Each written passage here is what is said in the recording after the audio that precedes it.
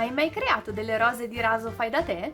Ciao, io sono Letizia, creativa del canale Vivi con Letizia dove puoi trovare tantissimi progetti di riciclo creativo, fai da te e trucchetti per casa. Nel tutorial di oggi ti mostro ben 3 modi diversi per creare delle bellissime rose di raso fai da te, che poi potrai utilizzare per confezionare dei mazzi, oppure dei bouquet, oppure anche delle bellissime spille. Se ti piacciono tutorial come questo, ti consiglio di iscriverti adesso al mio canale cliccando su iscriviti e sulla campanella per non perderti nessuno dei prossimi video. Se invece questo video non ti piace, lasciami pure la tua critica costruttiva nei commenti. Ora passiamo al tutorial. Continua a guardare.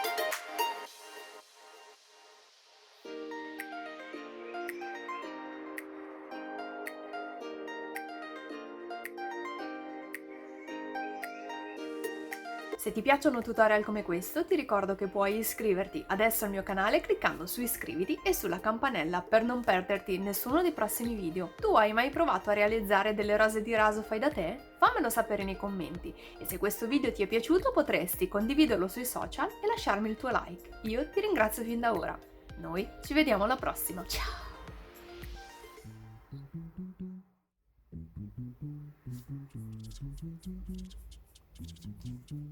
Oppure anche delle...